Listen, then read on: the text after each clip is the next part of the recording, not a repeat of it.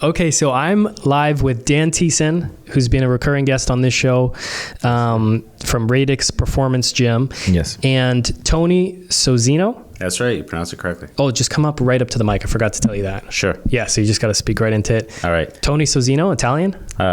No, you're close. Portuguese. Portuguese? Apology accepted. Yeah. I honestly didn't know how to say your last name, so that's cool. Dan just found out. Sozinho. Yeah, there you go. So Tony, it's our first time meeting. You are a gym member and a client of Dan's, or you've been working out at Radix. But why we wanted to have you on here is because I've been hearing all about this massive transformation that you had in your health, your fitness, your wellness. And I thought it would be perfect to just have you on here to share it, because you just shared you just turned 50? I turned 50 November 9th, 2022. Okay, so big milestone birthday. But you totally changed your health around. Yeah, so it was September. I got one of Dan's emails on upcoming 8-week challenge. And Was it the newsletter? It probably was. Yeah. Yeah. Smart guy has a newsletter. It probably was. It's Depends how good the newsletter Yeah, is. that's shameless great. self-promotion. Yeah. So I saw the newsletter and I thought, man, I'm going to be turning 50 in a couple of months. Time to make a change, right? Because I first was introduced to Dan back in 2019 and did the program, went to Vegas, came back, stopped the program, and 3 years later, I thought, okay, I got to get back in. 3 years later in COVID, Yeah, right. it Yeah. messed a lot of people up, right? Complete shutdown. So I thought to myself, this is perfect time. You reached out to Dan, went back and forth. So where were you at this point with your health and fitness? What shape were you in? Horrendous. I was 205 pounds, 204 and a half. How tall are you? 5'8" on a good day. Yeah. Nice. Right. First body scan, I came in at just over 35% body fat.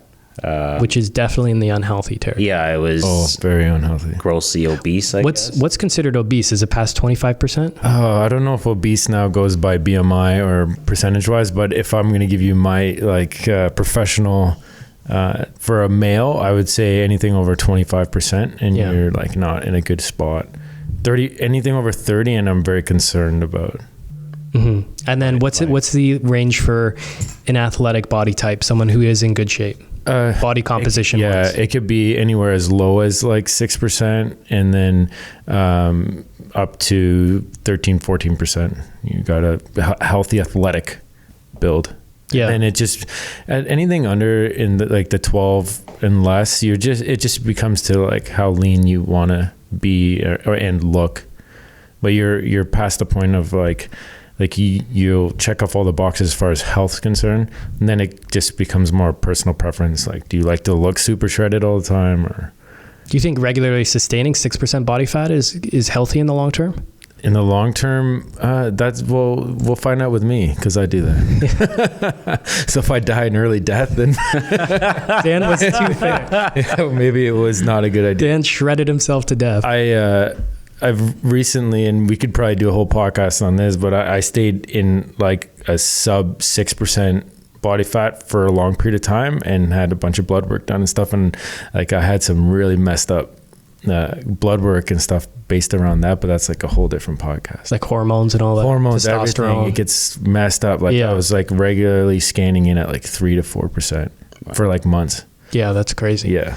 And you have to be slightly psychotic, to sustain that, To stay that lean. Yeah, because your body's just screaming for some fat all on the time. Yeah. So, but that's a different day, different thing. But I think anything over between 6 and 9, you're in a very lean spot, and you got to just be careful with things.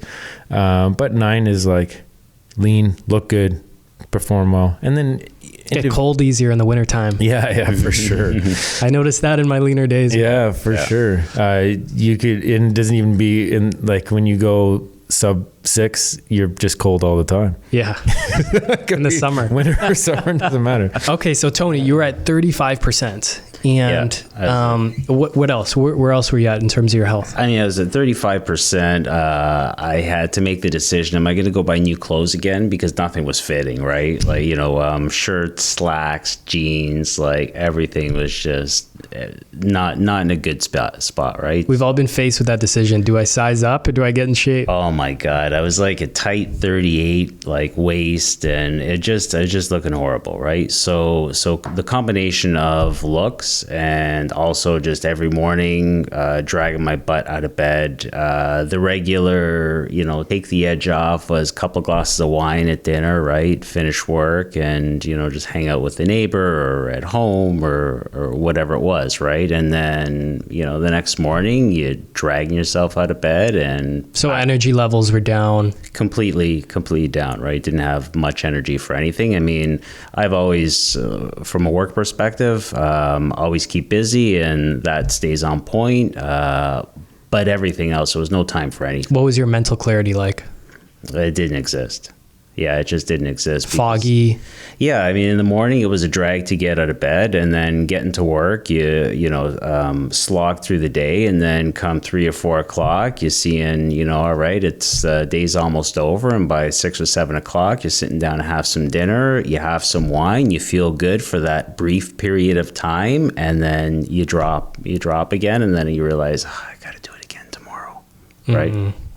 And you'll never sleep properly when you drink before bed. Oh, that's the other thing, actually. My wife was, there was actually a point for about a month, I ended up sleeping in the spare room because the snoring was just off the charts. Right. And what did you attribute that to? Just like the extra fat on the neck and just... Probably. I mean, I never got it checked out. My wife was urging me to get to a doctor and check me out for sleep apnea. And I'm thinking to myself, man, it's not a doctor that I need. I need to get my butt into shape. Right, because I knew that I was way too heavy and just not in a good. Were you in shape before in your life at a previous time? Like, how did you just know that you were out of shape, or have you been in better shape before? Yeah, I mean, late teens, early 20s, I was in decent shape. I was probably high 170s, low 180s. That was probably the best shape that I'd ever been in my life. And when I started with Radix, the goal was 180. I took a screen snip, put it up on my screensaver at work, and I thought,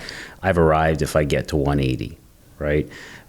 So that was the goal from the 205. And in terms of body fat, I didn't really have a goal. Like, I talked to the coach now and again and ask him, like, what should I do, right? And his words were, I don't want to pigeonhole you into a number.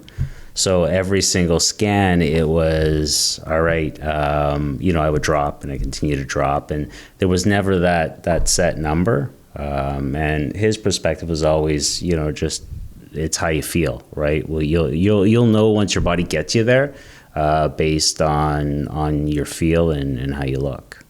Do you find having like a specific body fat percentage or a number in mind for weight or body fat is detrimental? It just mentally.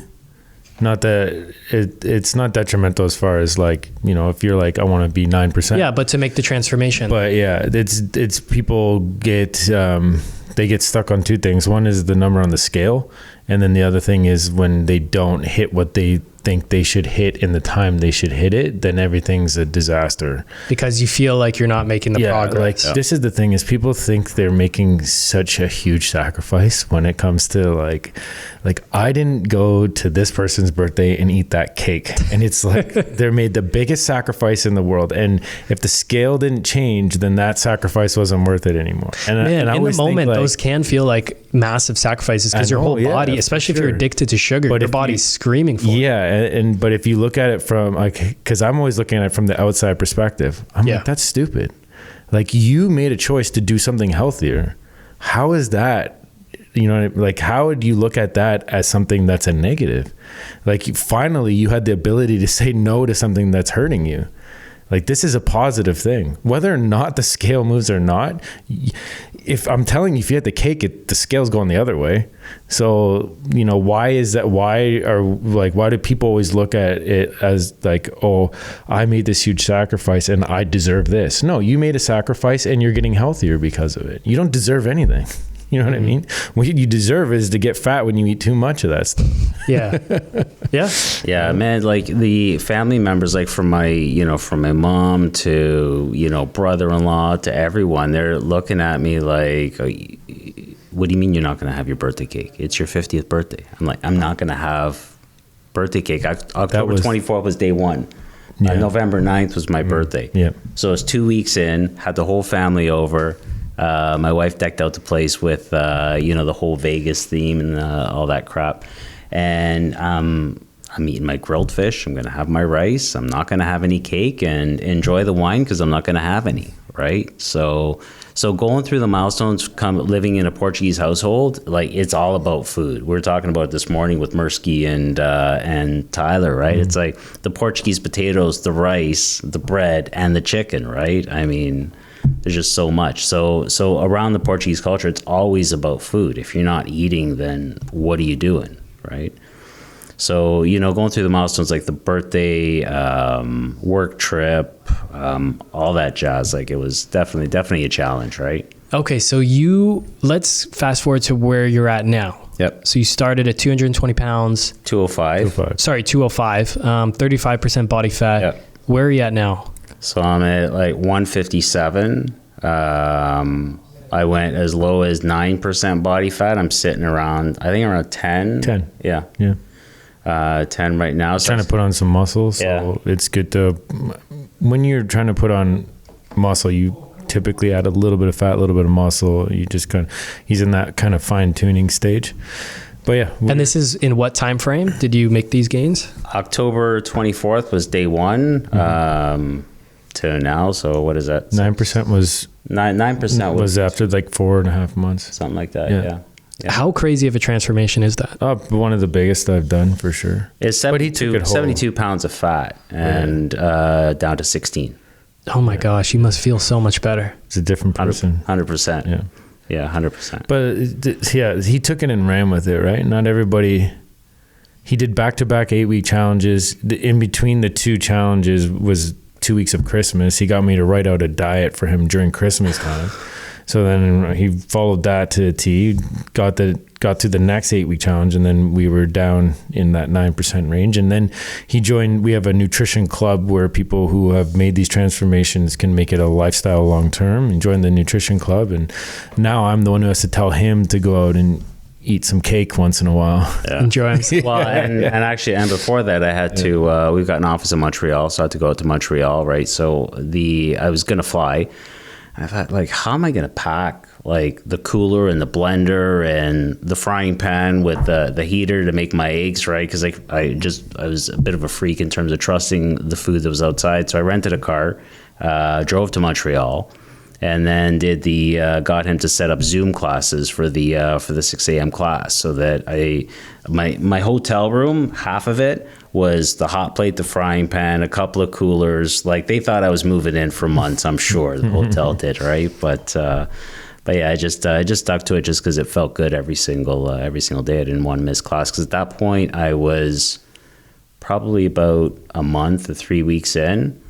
And I thought, the hell if I'm gonna like screw this up and for a trip to Montreal and eat like hotel breakfasts and order out for lunches, right? So you just felt like you had so much positive momentum, you didn't want to block that with anything. Yeah, I wasn't prepared to go back, right? And up until probably the beginning of the second or halfway through the second 8-week challenge, you still had people saying, it's not sustainable. Like, when are you going to quit the diet? When are you going to stop eating? When are you going to eat and have a drink with us? Were you people suck? Oh, it's terrible. But it's your family members, it's your closest friends, and it's your coworkers. Literally telling him that he's not going to make it. This is not a lifestyle. What are you doing? A lifestyle. What are you selling your clothes for? 5 times a day. It's not like he's starving. Like, what's not the lifestyle? Yeah. How did you feel throughout this process? Because you must have gone through some tough times. Yeah, for sure. I had a couple of texts and emails to the coach. One of the texts, I was in the office in the morning, and I shot him a text. I was just in a state, and he called me and talked me off the ledge, right? Because they're at the the first 4 weeks, and throughout the first challenge was difficult, and the second one as well.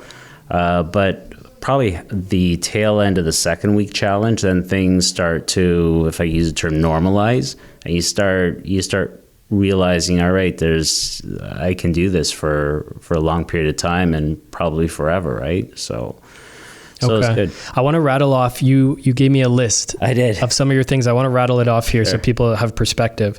So from 205 to 160 now, 35% to about 9%.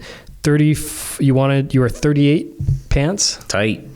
Down to 33? Yeah. Do one pull-up?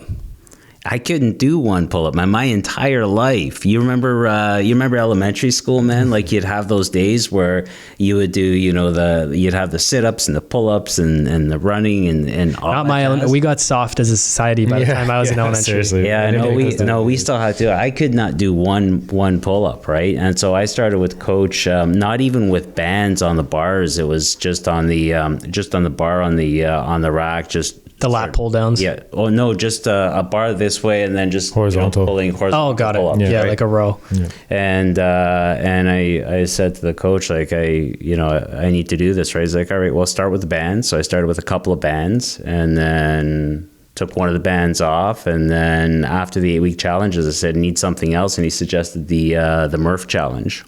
Okay. Can you explain that? Sure. So Murph is probably not as well as a coach, but it's after one of the U.S. military Marines, or he died in combat. And so one of his favorite workouts was 100 pull-ups, 200 push-ups, and 300 air squats, sandwiched with a mile run before and a mile run after, in a 20-pound weighted vest. And you completed this now?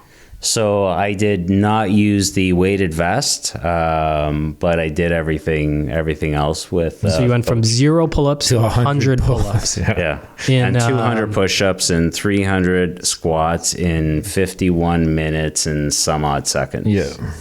Yeah, this is just an insane transformation. Yeah. It's just the starkness of it. It's not like you were in fitness your whole life, and then you did the Murph challenge. No. It's like No, it was wild. And, I wasn't an athlete growing up in high school. And this was just, I asked the coach, what else can I do? Right. And he suggested, I thought, there's no way on God's green earth that I'm going to be able to get he told me, he's like, I'm not going to be able to do this. I'm like, you'll do it. Don't worry. And so we'll make sure you do it. Yeah, and so he set me up with programming in addition to the classes. And so every couple of days, there goes Tony running around the building and doing pull-ups, and then doing pull-ups with the barbell between his feet. And it was just this constant cycle. I went to California for a week, came back, and on Saturday, was it May? I don't know, May. The weekend after the. It was Memorial Day. Yeah, it was Memorial Day weekend. The weekend after, yeah. And so we knocked it out. Yeah, it was amazing. I was completely wiped for at least 3 or 4 days after I did it. Mm-hmm. But man, what a feeling. Okay, and another big thing, you were waking up at 4 a.m. every day.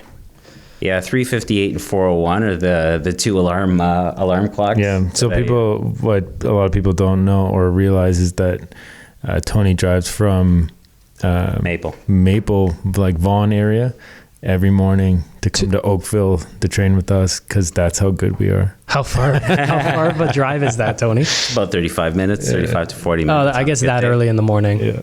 And then back too, it's only about 35, 40. Well, so I work in Etobicoke, right by the airport. Oh, okay. So double back is. So why did you choose Radix when it was so far out of the way? I was introduced to him back in 2019. Just from working with Dan previously? Yeah, it worked, right? And I've been going to one of the big box gyms for a while. And it's not the gym that does it, right? It's the personalized, and I'm not paid by him or anything for this endorsement, but it's the personalized training. It's the community that Radix has, right? Like I got there, man, and I was watching this display of folks just lifting weights and like doing ungodly movements, and I thought, there's no way that I'm going to be able to do this, right? And they all welcomed me. Like I must have looked like just I don't know, just a bumbling fool there, right? But I figured my way around. Tyler was great. The team members are all really helpful. And I knew that I was the slowest, the fattest, and the worst one in there. But I'm like, I got nothing to lose. Yeah, right? Nowhere to go but up. That's it, right? So yeah, I just kept coming back. And you don't get that at a big box gym, right? You don't get that community, that support. Like one of the members, Mursky, he's like, come on, you got to do a pull-up. Come on, you got to try skipping, right? Or, Annie with the movements and so it's the other people pushing you. Yeah, it's everything, right? The accountability of like people expecting you to see you there the next morning. Yeah, for sure. Well, and it's like I'll go there on a Saturday, and I've got an AMRAP that I'll do, but after I'm done, and even before, I'll just sit there and just watch, and you just soak up the positive energy. If you're ever feeling like crap, that's the first place you got to go, right? You go, you get there, and like just the energy that you get off of everybody there and wanting to do their thing. It's fantastic. And it's, you get Tyler's sort of the rah-rah guy. He's always like, amped up. Coach Dan is, silent, and sometimes looks like he wants to murder you, right? But he really doesn't. He's trying to. Somebody's got to keep it sane. Keep it sane in there, because it can get wild. Yeah. You must feel so much better, like in such a short amount of time. Yeah. Like that's like living your entire life wearing a 75-pound weight vest that you finally just stripped off. It is. And when some of the programming that Coach Dan gave me with Murph was wearing a weighted vest, right? And I'm thinking to myself, this is crazy. Like I'm wearing 20 pounds, doing a run, doing some push-ups, doing some pull-ups. I was carrying plus 50 on top of that, right? So it's... the weighted vest is like, that was a huge realization for me, is just like once you take it off, how much lighter you feel. And then realizing that every pound of fat, you're carrying that. It's not as awkward because it's spread amongst your whole body, right? But it makes life so much more inefficient. And it's like, you just think of how much harder your heart has to work every day just to pump out enough blood to move that much more weight. And you think why people have heart attacks all the time and stuff, right? Like we're just not meant to carry all that extra useless weight. It's one thing if I'm 200 pounds and low body fat and I have muscle that's helping, like that makes things easy. Because that's helping you. Yeah, it's helping me move. It's there. It's sufficient. It's meant to lift stuff and move things. But when you're just carrying around fat, you're carrying around stuff that our bodies aren't meant to have. Yeah. At that kind of level. So what was your deep-seated why for doing this? Like That's a great question, because we go over that in the challenge. Yeah. I always ask everybody, like, you need a deep why. Because if your only why is to look at yourself in the mirror, that runs out real quick. But he's good. He emailed me like a lot during the challenges. Still emails me. Yeah. Sometimes I get lonely, but he still does. But he emailed me a lot. I think it was good for his process, just to write out what he was feeling or thinking. Like he'd be like, I had a shit day. I don't know if you could. You can swear. Okay. You're allowed. Like I had a shit day, but I got to the gym and I realized like it's not that bad. And he'd write these things. I have them all. I have all the emails. I told him I'm going to write a book one day.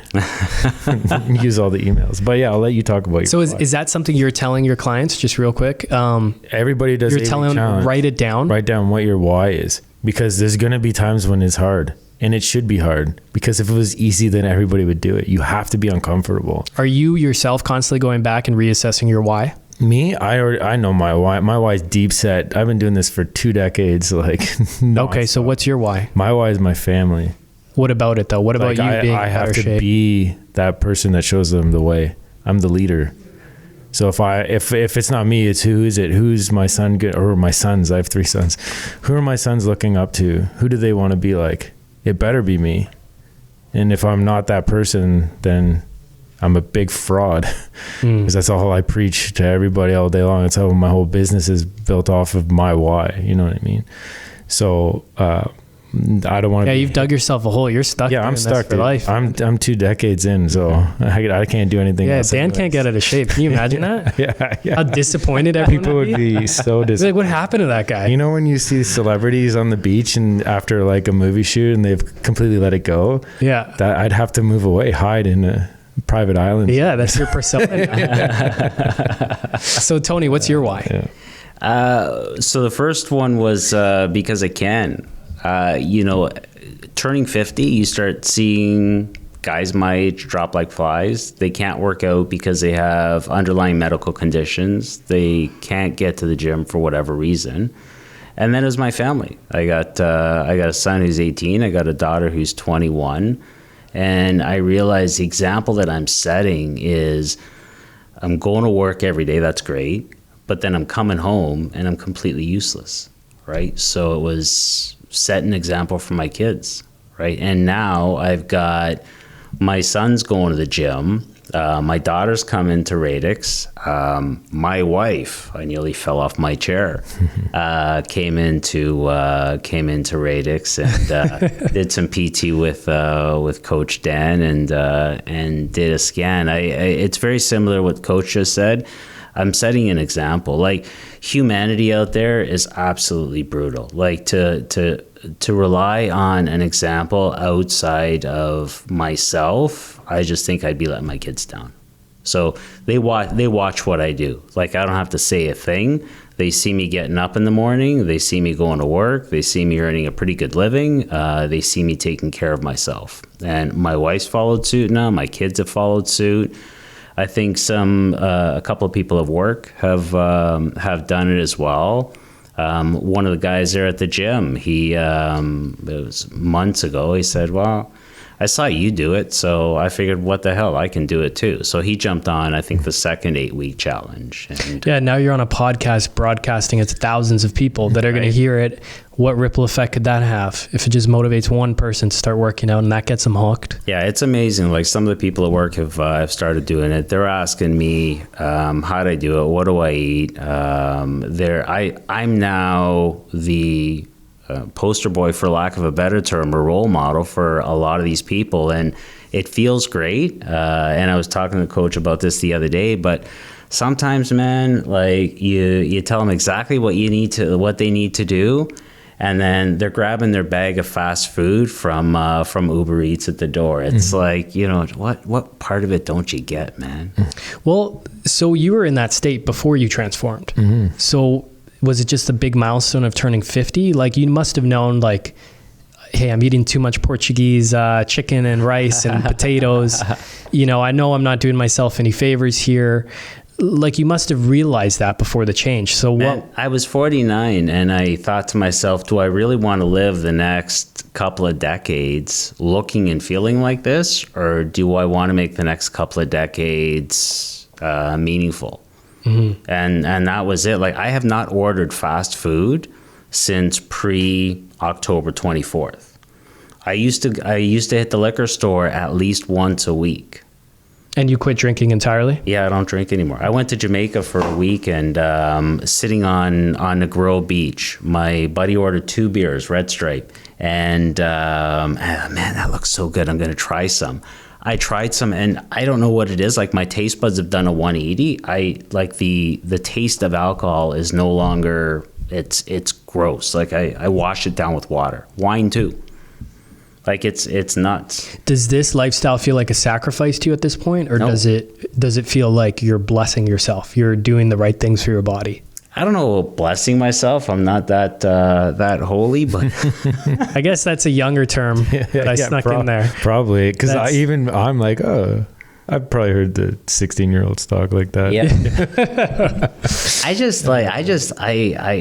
I enjoy what I eat. Like, I love having my steak and my rice and my Brussels sprouts and overnight oats are absolutely amazing in the morning. Yeah, like, it's no longer discipline. It's no longer a sacrifice. It's more so you're contributing to yourself. Like, you feel good about eating good. I just enjoy it. I don't even look at it as contributing to myself anymore. Like, I thoroughly enjoy eating the way I'm eating, right? And even during the 8-week program, one of the keys is meal prep.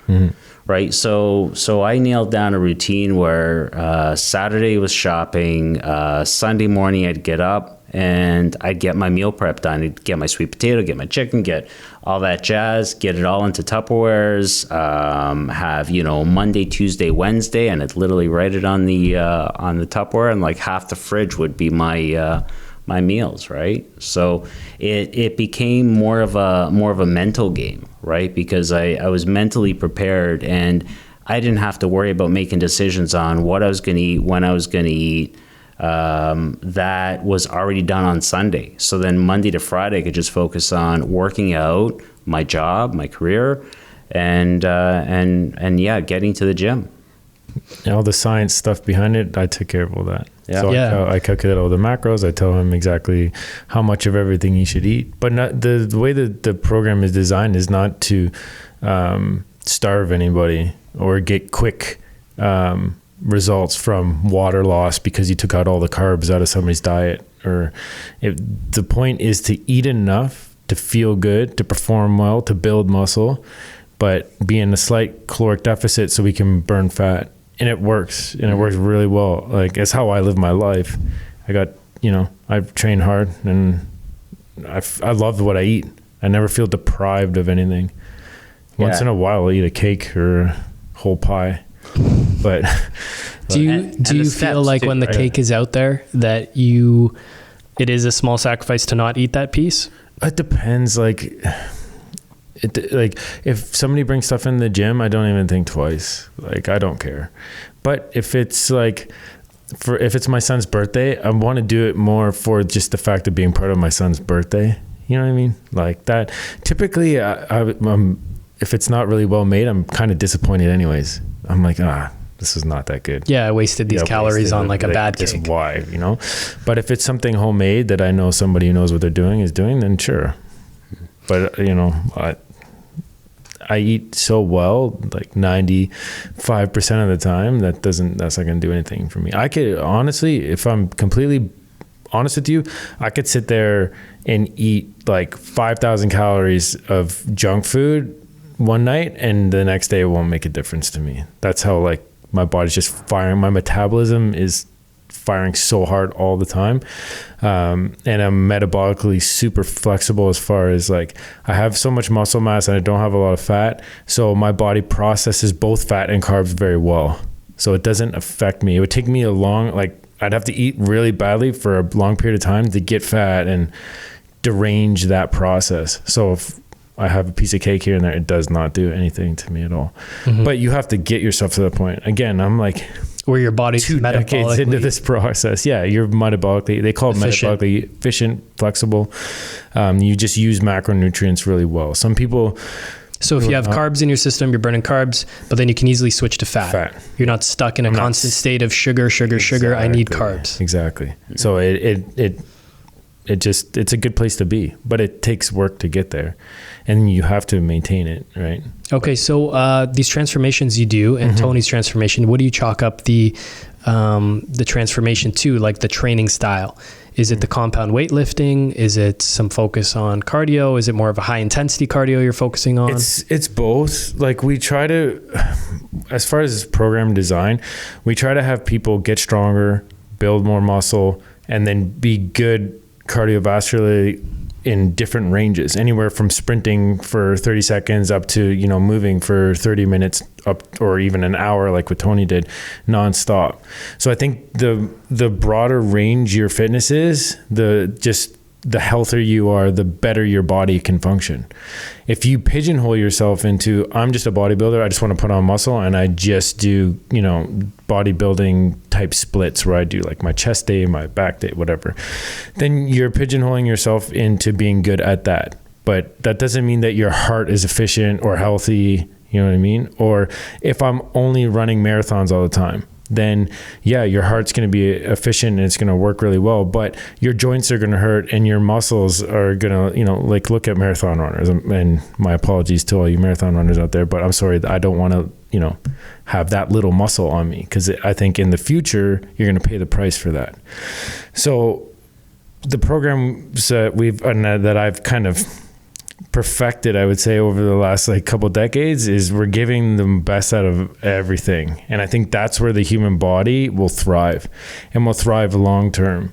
So you for longevity, for just living your best life, you need to have a certain amount of muscle. You need to have a certain amount of strength. You need to have a certain amount of mobility where you can move through ranges of motion through all your joints. And you need to have a certain amount of cardiovascular fitness, both from a sprinting perspective to a long endurance perspective for heart health and just to be in good shape. I'm telling you, being in good shape is one of the best feelings in the whole world. When I know that like whatever you throw a workout at me in any type of field, and I'll get out there and I'll get at it. Is that why you've gravitated towards CrossFit? Because it is addressing all the different training modalities? Exactly. I think it's the way. And are you still sticking with the traditional CrossFit programming? I program my own style of CrossFit, I would call it. Because I came from a traditional, because I came from a traditional strength and conditioning background, and as a coach to professional athletes, so I have that training, I have all that knowledge, and then I went into CrossFit. I found it so interesting, and I've competed in CrossFit. I've done CrossFit for like almost a decade now, and so I kind of marry the two processes together, where I like all these different modalities and being good at all these different things. And then I approach it in my own way in a periodized approach of like, we'll focus on certain things while maintaining. So if I want to focus on strength, we'll focus on strength, but we'll maintain the cardiovascular fitness and the mobility and everything we need. And then when I think like... so you're consciously putting the other aspects of fitness and health on maintenance mode, and then focusing, letting the body have the resources it needs to get stronger and spend that time to do that. And then I'll maintain strength while I push cardiovascular fitness, and while I get closer to if I want to compete or something along those lines. And it's just a constant game, and your body adapts really well to that process, and not being so specialized in one area of it. So unless you're like a powerlifter and that's what you do and that's your sport, then sure, like, get as strong as possible in those 3 lifts. But again, your armor becomes weak in a different area. So your heart or your mobility, it starts to pay the price for all the extra work that you spend on just getting strong. I think one of the benefits though to that, and I lived it a month ago, where I threw my lower back out right during a session. And it was Coach Dan's like, all right, let's just do some stretching and let's go do, and you work out a different part of your body, right? So the fact that it's more of a holistic type of workout, you're working everything out. Like one of the coaches at the gym, he messed up his shoulder and he separated it or something, right? So he's going to work on lower body, right? So as opposed to if you're focused on a couple of specific movements and that's your be all and end all, if you injure yourself, then what? Then you're back to square one, because you haven't really been working the rest of your body. So this is, you're doing powerlifting and weightlifting and strength and conditioning. This program, coach has got like a few different options for us, right? Exactly. So it's pretty cool. Yeah, he also separated his shoulder playing men's league football, just to throw that out there. He didn't do that in the gym. Right. Yeah. It's a good disclaimer. Just because I've seen way worse injuries in men's league sports than anything that happens in the gym. Yeah. Really? Oh yeah. I know so many people, torn ACLs, dislocated shoulders, guys, and then guys reliving their glory days is a recipe for disaster. Do you play any sports? No, because I compete in CrossFit. Once in a while I'll hop into like a charity softball tournament or something. Like I grew up, I played AAA baseball, AAA hockey. Like I played sports, and then I boxed and kickboxed competitively for like 10 years. And even last summer I started sparring against some boxing and stuff like that, and I just realized that it's not worth it. The risk of injury, getting hit in the head, and it's typically not even you. It's, buddy who's having an off day and decides he's going to slide tackle you for the soccer ball when you're running up there. And that's exactly what happened. One of my good training partners, Jacob, 6 years ago, men's league soccer, guy decided he's going to slide tackle him from the side, blows his ACL completely. You know what I mean? Then the surgery and all that, because what? Because Buddy was having a bad day and decided to slide tackle me, you know? So I'm not into it. I love working out every day. Like I tell people all the time, if I think that something is going to affect how my workout is going to happen on Monday, then I won't do it. Because to me, that's more important to me than hitting a home run at a charity softball game. Yeah. You know what I mean? So how are both of you guys and Tony in this journey, like pushing back against maybe the normalcy of society or the mediocrity of society, like people holding you down, people who didn't think you could succeed, saying, why don't you eat the piece of cake? People feeling bad about their own decisions because you're trying to make good decisions. How did you face all that? Because I've faced that in my own fitness journey, and feeling weird about it and feeling weird about myself. Like I'm the weird one for being dedicated and driven and hard. Like, why do I feel like, isn't it weird that you don't want to do good things for your body? Or, you know, with real estate invest that you don't want to do good things for your finances. Right. Yeah. Isn't that the weird thing? So I think people, just before 20 minutes, people are dealing with their own insecurities all the time, and they're going to put that on you. So if somebody feels bad about themselves for what they're eating or what they're doing, whether it's drinking or eating something that you don't want to do, then automatically they're going to put that, whatever's going on inside of them in that, whatever it is, anger or whatever, onto you. Projecting. Yeah, they're projecting because they wish that they could have the self-discipline or the ability to control what they're doing and what you're doing, but they can't, and they don't. Just contrast their bad decision. Yeah, exactly, right? But I think I've seen a little bit of shift in the tide, because with social media and stuff like that, more and more of the stuff that I'm seeing out there is people pushing this, like, let's make not drinking the new norm, or going to bed early is the cool thing to do rather than staying up all night 100%. And doing like absolutely nothing that's good for you. You know what I mean? Like why has society always made the dumb bad things the cool things? Yeah, why is that the normal thing? Yeah, it's so interesting. The human psyche is so interesting. Like, how much better do you feel when you wake up 5 a.m., you go straight to the gym, you work out, your body, your blood's flowing, your muscles are turned on and activated, the endorphins are running, you know, you do your fast, you eat your breakfast, like you set yourself up for success that whole day, versus waking up hungover, even just having the nightly glasses of wine, and you just wake up feeling sluggish. Like, well, that's what it is. It's getting up in the morning, setting your own pace, and deciding what you're going to do, what you're going to spend your time on, and not allowing other people to monopolize your time. Yeah. Like that's where it's at, right? Because I've got my food prepped. I know exactly what I'm going to eat. I know what I'm going to do. And now I just have to make decisions for myself, and I'm not going to let somebody else make that decision for me. Like I realize the way I eat, the way I behave, the 4 a.m. starts, I make other people uncomfortable. I don't know if it's because I make them feel bad about what they're doing or not doing, but definitely. I get the sense that sometimes people. If I walk into the lunchroom and I'm heating up my my turkey burger, and somebody's having a bag of McDonald's, they feel like they have to justify why they're eating that to me. I'm like, I don't care. If you want to eat, you do you, right? Yeah. But I have no interest in doing it. And really, your question about how do you deal with society and am I the freak of nature or not?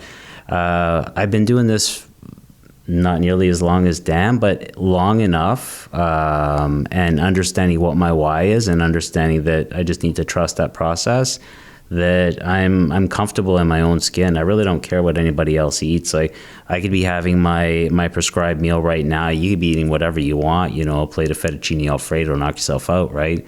And I have really no desire of having that, because I know what I'm going to feel like after I eat that. And I know what I'm going to feel like after I eat this. And I'll take what I'm going to feel like after this over that any day of the week, because I'm ready to go after my meal. I'm not feeling like I need to have a nap. So the crabs in the bucket mentality, that's kind of like water off your back, because you know your why, why you're doing what you're doing. Yeah. I'm confident in what I do every day, why I do it. And I know that, like, this morning was a great example. I didn't feel like going to the gym. Right. And when I have those days, I turn my brain off, turn my legs on, get my stuff packed. I have a new lunch bag, grab my bag, throw it in the car, get in the car and just go. And just, I don't think about the fact that I'm tired, I don't feel like going or anything like that. I just get in there. I saw this quote here.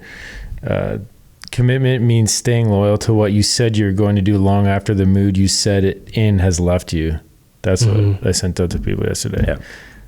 That's a good point for both of you. How often do you both feel like you don't want to be going to the gym, but you do it anyways? Well, I got to make a living, so I'm showing up there every day no matter what. But I have more... On a percentage basis. Yeah, probably. Like, I love working out, man. So, like, maybe like 10% of the time I'm just tired or sore and know that, like, you know, my time is going to be slower than I want it to be, or, you know, I might not have the juice to lift as heavy as I want to go. And that kind of bums me out. Yeah. So maybe 10% of the time I can run myself down to the point of, like, you know, getting a little burnt out, but I don't know. I never finish the workout thinking, damn, I wish I didn't do that. You know, that's true. Every single time I'm at the gym, and after I'm done, you always feel 1,000 times better. You know, maybe once or twice every couple of weeks, I'm feeling like, all right, I know I just need to get there, right? And once you're there, then it's good. And truthfully, with the weather we have now and being able to get outside, the gym doors are usually open, right? You get that bout of fresh air. If I'm feeling like crap in the morning, go for a quick jog around the building a couple of times, get the blood going, and you feel so much better. During the 8-week challenge, the first 8 weeks, it was like right in the middle of winter, right? Coach Dan would send an email, hey guys, great day for a walk. It's like minus 15 degrees, it's snowing, it's always icy, a good day for a walk, right? But it was, you know, the goal was 11,000 steps, and then he upped it to 15,000 steps. Yeah. So there was there's one day in particular we went to a poker tournament. I ate before. To get the 15,000 steps, before I'd go to the gym, I'd go for a walk around the block, go to the gym, do my thing at work, get some steps in, get home. Before I'd go inside, go for a walk around the block a couple of times, had the charity poker tournament, got home. It was like 11:25 or 11:35. I was like 1,500 or 1,600 steps shy of my 15,000 step goal. I hadn't missed my goal for, I think, forever. I thought, I'll be damned if I'm going to miss my step goal, right? And it was freezing outside. Went down to the basement and just went back and forth, back and forth, back and forth. And I finished it at like 11:57. I got it, right? Nice. But it's that discipline and not motivation that Radix has taught me, because it's not wanting to break that level of discipline, and that every single day that I do it, it's a deposit that I'm making in my own brain, right? So that when I have days like I did this morning, I'm just going to get up and just go, because that's what I've been doing. Like, there's it's not really a motivation. It's just motivation has ebbs and flows. You know what I mean? Like, you'll be highly motivated at certain points of your life, and other points you won't be. Is that going to stop you from making a living or taking care of your family? No. So why should it stop you from taking care of yourself? You know what I mean? When you're highly motivated, get at it hard. When you're not, rely on the discipline you've built while you were motivated, and just show up. You just have to show up every day. Whoever's listening to this, if you just show up and work out every day, check who you are in 60 days from now. Just keep showing up. So that's it. Are you ever prioritizing other things in your life above your fitness and health, your daily workout routine? The only two things that will be prioritized, that I'll prioritize in front of them, is my family or business. But it's okay. So I'm happy you said that, because the past year I've prioritized my business, my finances. And there's going to be times, but it doesn't mean that. Again, for me, it's going to be easier because I'm at the gym. I can pop into.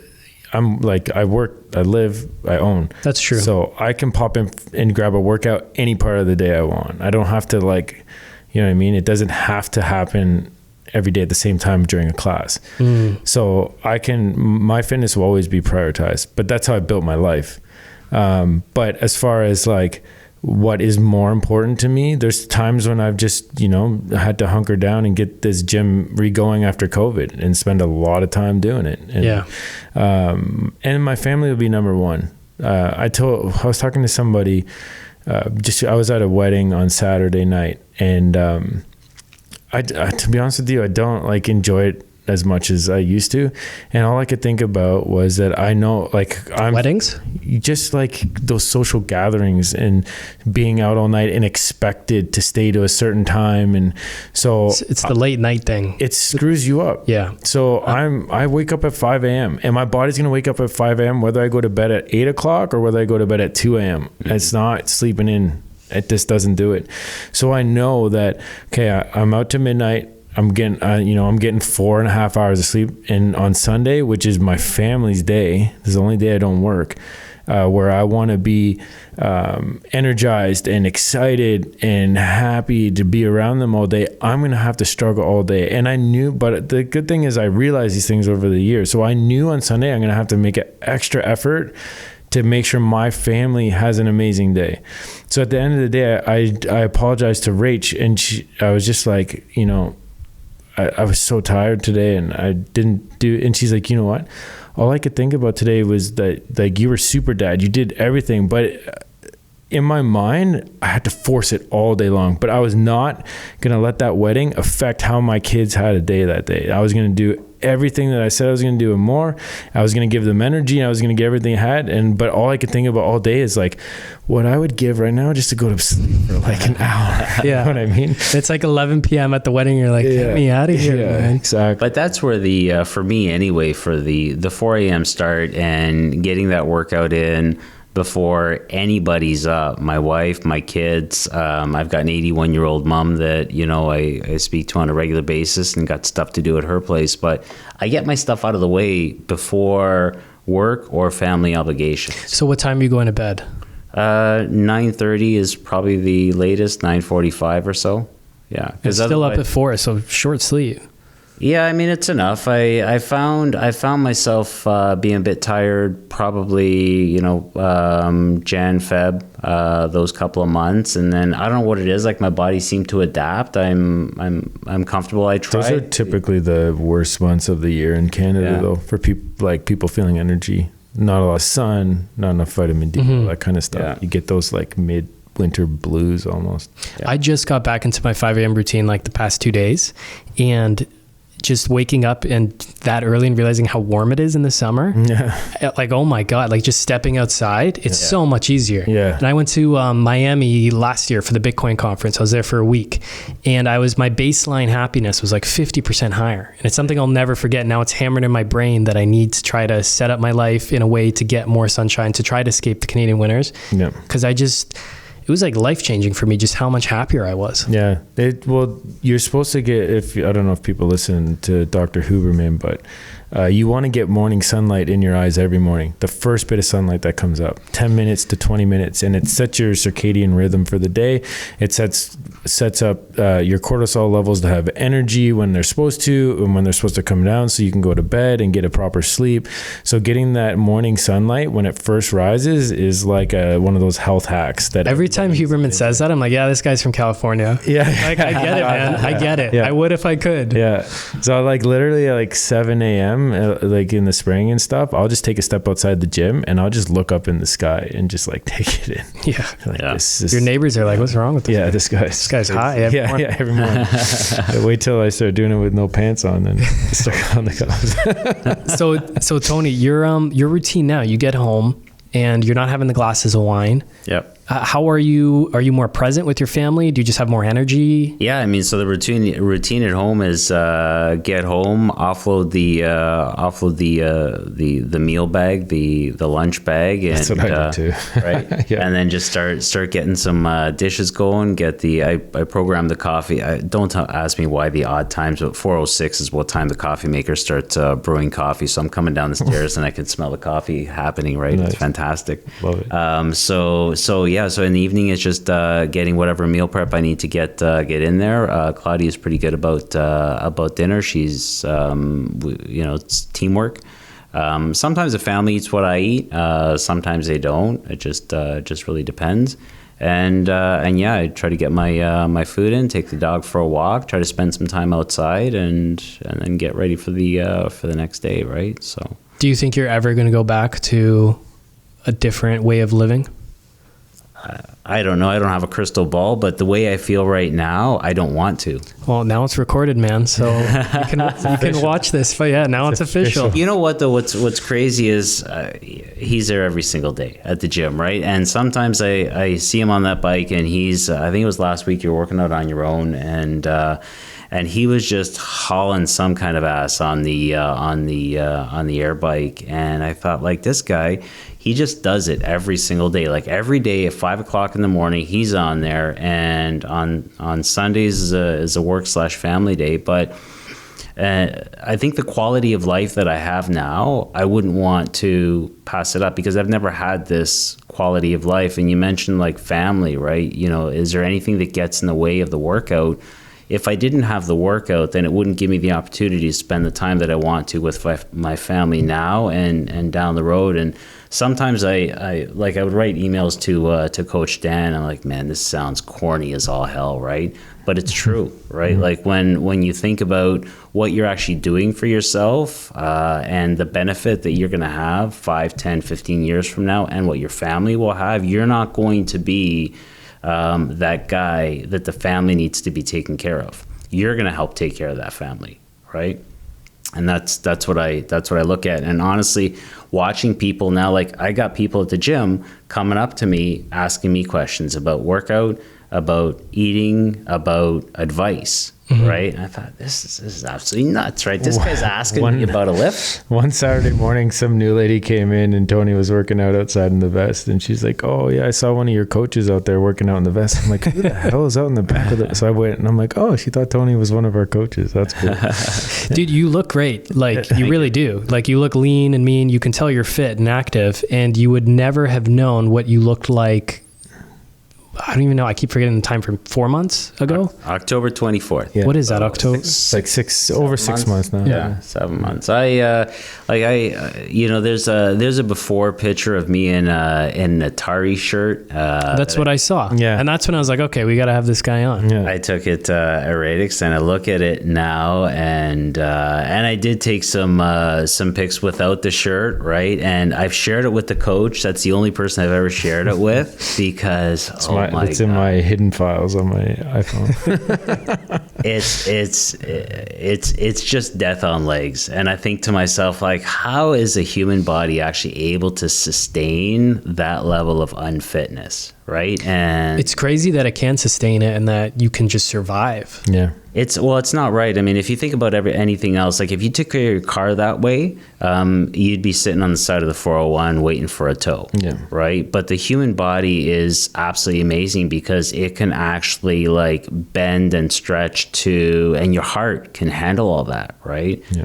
But it's not meant to. And then one day it's going to pop, and then you're going to be, on a hospital gurney and hoping that somebody can take care of you. And I just don't want to be that guy. Yeah. You're paying the price now to not pay the price in the future. Yep. And it's like, who you want to pay? You want to pay yourself, or you want to pay somebody else? Yeah. There's like one of the young guys at work. He's late 20, in his late 20s. He's got all kinds of health complications, got heart issues. He wanted to jump on the program, but he was not able to, because the doctor said, no, you gotta deal with your health issues first. Right. So that's it hurts me, but it's that was probably my first why, because I can. Like, I'm 49, I can do this, I can turn things around. And I've got friends that are the same age, and they say, yeah, I really want to get to that, and it's hard because I've got work and I've got my wife. And I said, dude, man, you have the same 24 hours that I do. Mm-hmm. Just make a decision. Yeah, look at your phone screen time. They'll tell you where you're spending all your time. Big time. Spotify, Netflix, Instagram. You know what's really cool? It was part of the program is getting your steps in, right? And making sure that you're getting, I guess it was 8,000 to 10,000 steps to begin. Yeah. And if you actually map that out and you start doing it, you start realizing, okay, you've got time to do 8,000 to 10,000 steps, because everybody says they don't have time to work out, right? And then if you go around the block once, it's like 12 or 1,500 steps, right? Multiply that out through the time that you're actually awake, put the cell phone away, you're good to go, right? And just the keep moving. He always says keep moving. And it's cliche, it's kind of corny, but it's true. It's true. We sit so much. Yeah. Our society's pretty messed up. Our medical system's messed up. It's all backwards, man. I was just thinking when Tony was talking about how you're not going to be the guy your family's taking care of. You're going to be the one taking care of people.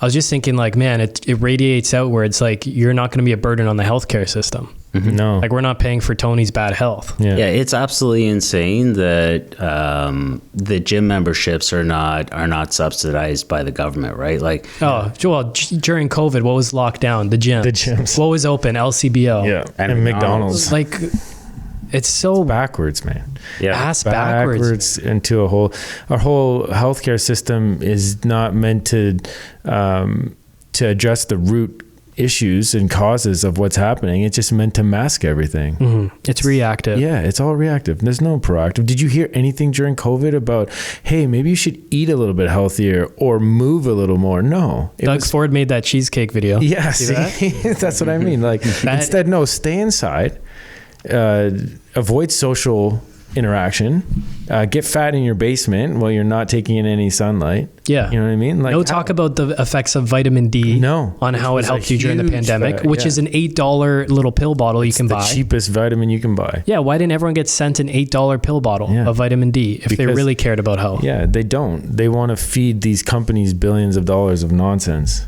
It's crazy. I'm so over it, and I don't care anymore. No, it's absolutely ass backwards and crazy, man. Yeah. I'm done. Like I'm just done, and I'm done. You know, people need to step up and take care of themselves and stop making excuses. It's just excuse after excuse. I hear it all the time. You have two choices. You choose to be unhealthy, or you choose to be healthy. You choose, and tax the people who are unhealthy. Don't tax me. I'm not a burden on the system. If anything, I'm taking the burden off the system. You are, because you're paying, but you're not withdrawing. And on top of that, I'm taking other people off of the system. Yes. You know what I mean? So people should, if you want to be unhealthy and you want to live that way, you should pay for it in another way. Pay it out of your pocket too.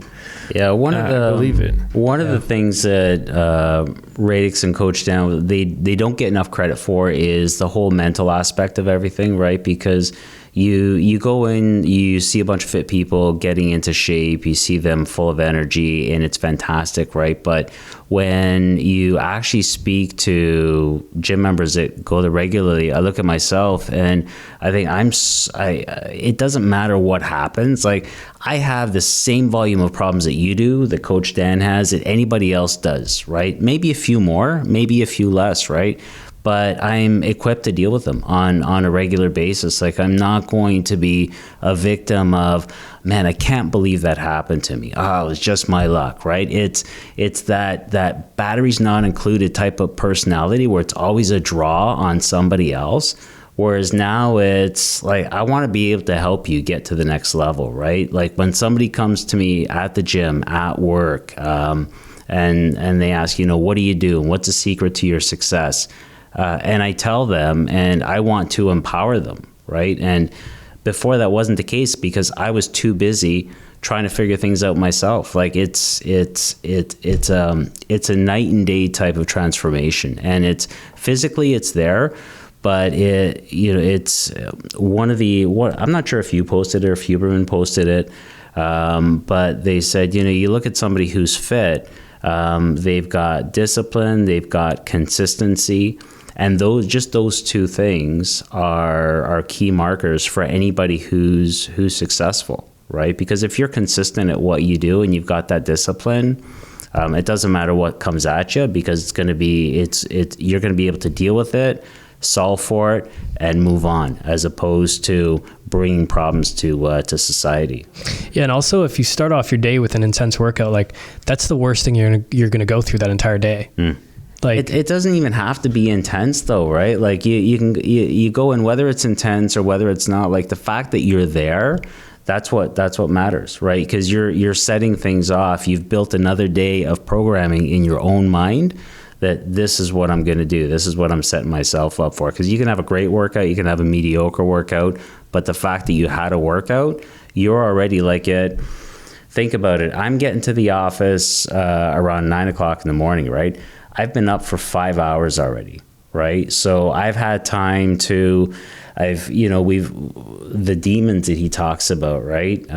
You got demons going through your mind all the time, telling you not to do this, or, what are you doing? I still do have it on occasion where I have something, my brain go off like, what are you, nuts, man? You're getting up at 4:00 in the morning every single day. Why? Like, find a gym in Vaughan, right?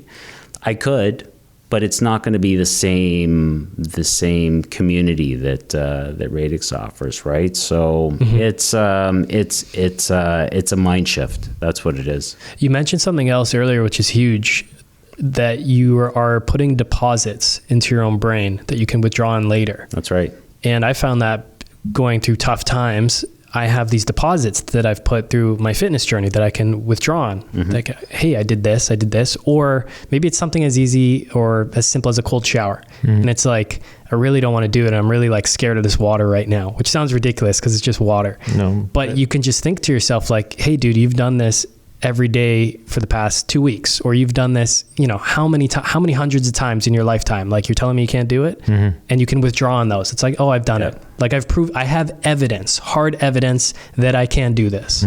Yeah, one of the reasons why I would write, I'd write to the coach, and sometimes it'd be before the gym. I'd be sitting in the car before getting into Radix, and I'd be like typing away, right? And I'd shoot him a note, or afterwards. And one of the reasons I would do it was, sometimes I'm not expressing myself as well as I can verbally, but I can go ahead and write away, and I'd shoot him the note, and I'd get some feedback, or I wouldn't, even if he didn't respond. He responded every single time, but even if he didn't, by formulating those thoughts and putting them into writing, I still go back to those emails and I'll read through them.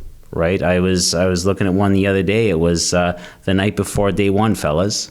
Right? It was an email from him, and then I look at some of the stuff that I wrote him. So it's really about understanding yourself, understanding the process, and understanding again why you need to do it. There's some days where I looked at the scale and I said, it was Christmas, just before Christmas, I think, and I weighed myself, and probably the angriest he's been at me. He's like, "What are you doing getting on the scale for?"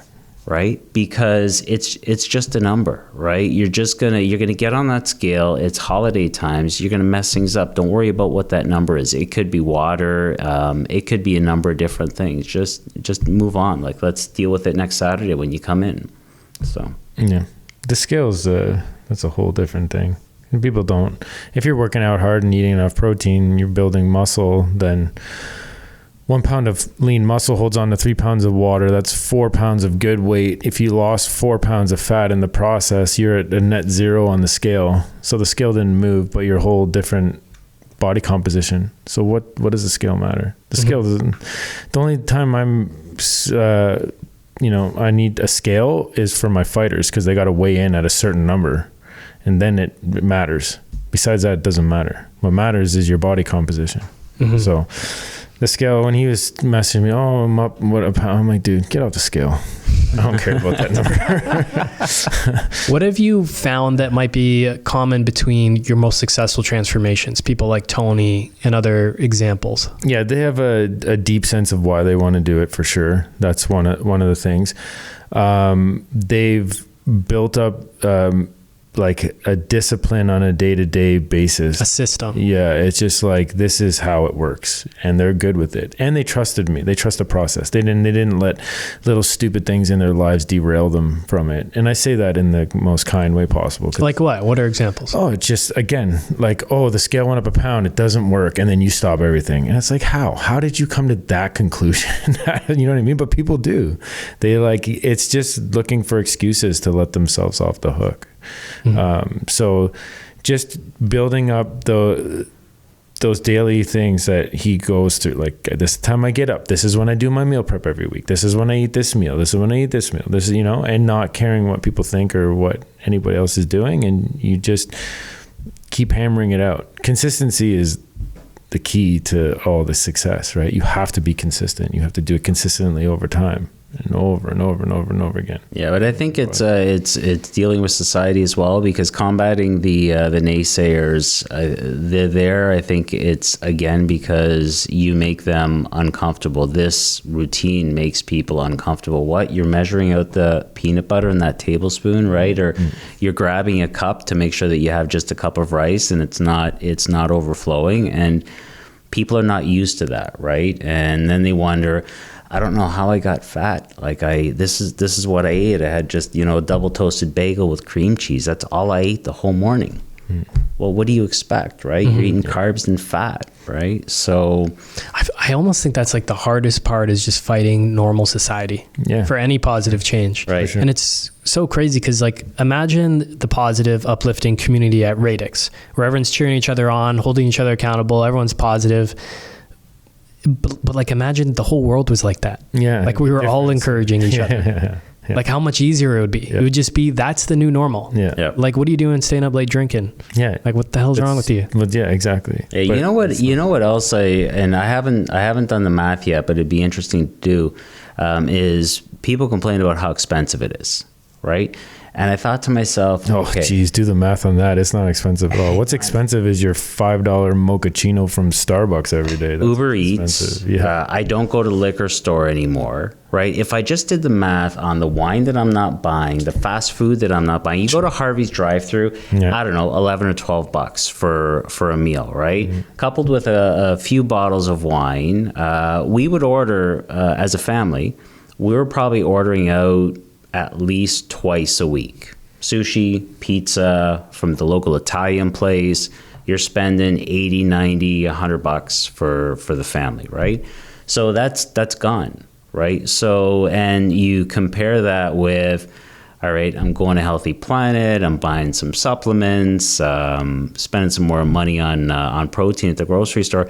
I'm for sure spending less. Gym membership, I'm spending less for sure now with the program that I'm on versus what I was doing before. Going out with the boys, you spend a couple of $100 drinking and eating, right? Easily. Sure. Oh, it's crazy how much that adds up. Yeah. Oh, people like just I do this myself. Like just out of your Americano every day that you go and buy out. Yeah. Like it all adds up. You know what I mean? Like people don't mind spending money on stupid stuff, but then they're going to complain to me that their gym membership costs this amount. I'm like, geez, guys, I'm literally having you invest into the future of your health and your family, and how can you complain to me about that? That's why I don't feel bad when I'm tell people how much it costs to do things, and they look at me like, oh, that's how much the challenge costs. Like, yeah, I'm gonna change your life. Like, how much is that worth to you? I think you can get jaded over time of just like hearing the excuses, right? Oh, for sure. And over time, I'm completely jaded, but you build up like a tough callus. You just look at them like, yeah, I've heard it before, but like, look what I can do. I'm totally confident what I can do with somebody who listens to me. I've done it for so long and with so many people that it's just like, if you want to make that excuse, but I'm not, I'm not going to feel bad for you or feel sorry about it. I'm just going to tell you the truth of what I think about it. And that's that you're making an excuse. And if you wanted to have the money to do it, you would have the money to do it, because you're going to walk out of here now, hop into the Mercedes that you finance and spend way too much money on, and drive to your $1.5 million home in Oakville somewhere. Don't complain to me about, you know what I mean? Like, I just have it's priorities, man. If it's a priority, you will find a way. If it's a priority for me, I'll figure out a way to get that money. Don't you worry. If it's something my kid needs, I'll sell another challenge. You know what I mean? Like, if you want it, you can get it. It's true. When I started up with Coach Dan and Radix, is it Radix or Radix? Yeah, Radix. Okay, with Radix, I signed up. Number one, I was happy that he had a spot available and that I was able to do it. But I didn't ask him how much it was because I thought, you know what, it doesn't matter how much it is. And He's my favorite kind of customer. And he's telling me, he could have charged this guy double. Yeah. right. And he could have. It's worth double. He could have. He would have paid it. Yeah. At that time, I would have paid it. Not now. Yeah, bring it down. Right.